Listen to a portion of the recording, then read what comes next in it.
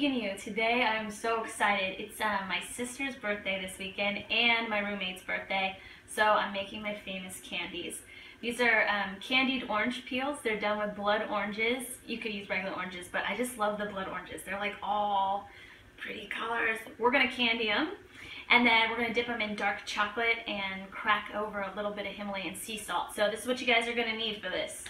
A bag of the blood oranges. You know, you could get that at Trader Joe's, but you need about 8 or 9 if they're smaller.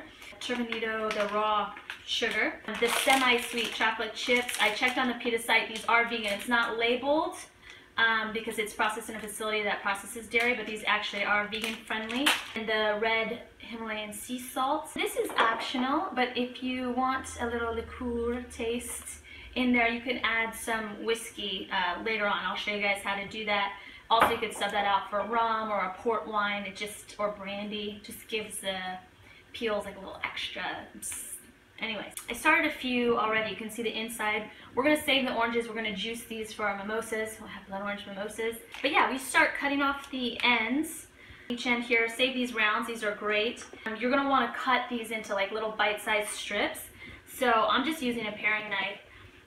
As close to the flesh as possible because you want a meatier peel, but you don't want the flesh actually in there. So then I just cut down like this, and this is perfect. I like to leave mine a little rustic. Some people go back in and cut perfectly like little strips, but you just go through and you're gonna collect all your little orange peel.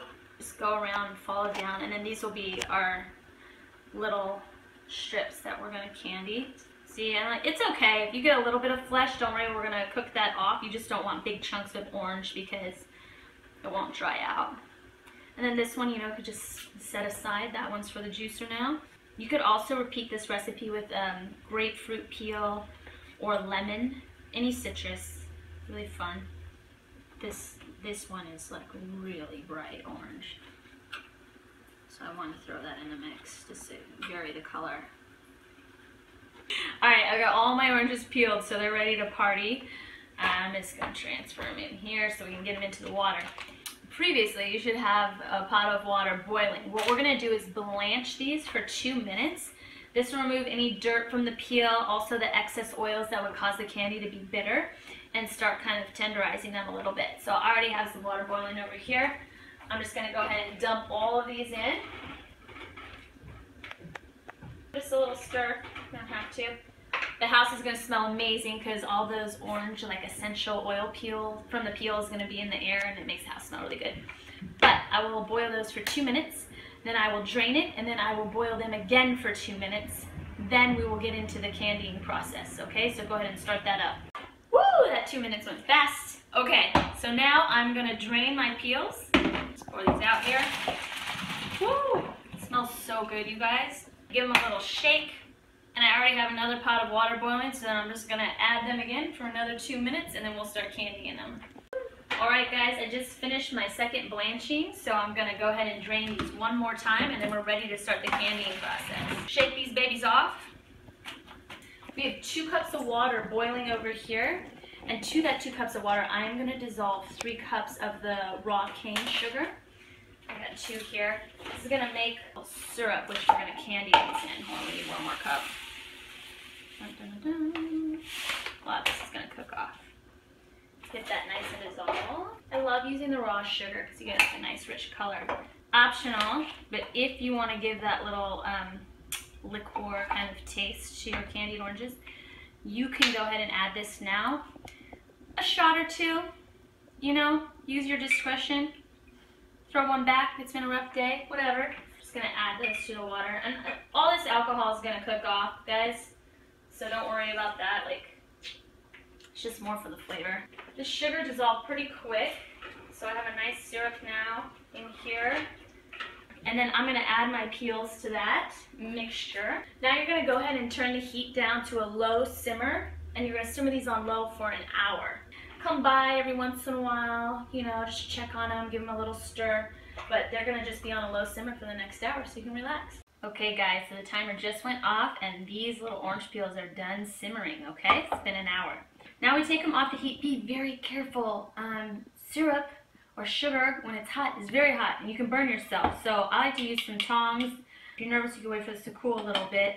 But you're gonna pull these peels out one by one and just kind of coat them gently in the raw sugar and then place them on your cooking sheet. We're gonna do this to all the peels. We're just gonna roll them in the sugar and set them aside. Now, after we got these all lined up, we're gonna go ahead and put them in the freezer to set up for an hour before dipping them into our dark chocolate.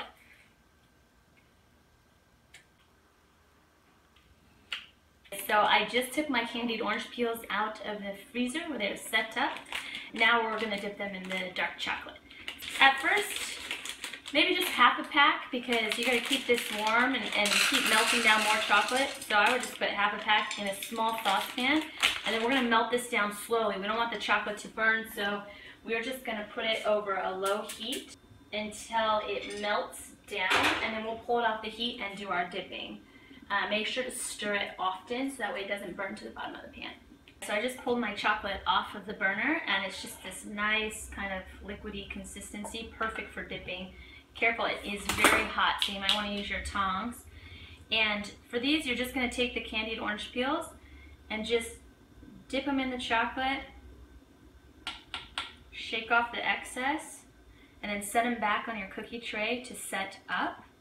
I like to go ahead and just do a few, like 5 or 6, but before the chocolate dries all the way, you're going to want to go ahead and crack your pink sea salt. So don't try to like get through this whole process and then crack the salt, otherwise the salt won't really set into the chocolate.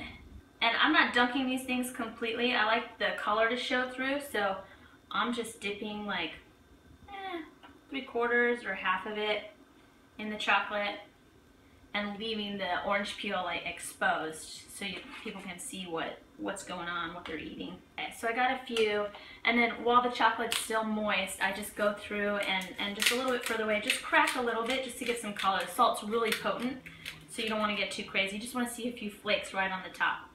And then you're just going to repeat this process for the rest of them. Let these sit up in the refrigerator for another 30 minutes to an hour. They're ready to serve. I want you to subscribe to my channel, I Vegan You. Yes, hit subscribe. I Vegan You. I'm Nicole Dursway, and I teach you amazing vegan recipes that you can cook at home in your own kitchen. And they'll be super popular with your friends, and it will save the baby seals. So subscribe.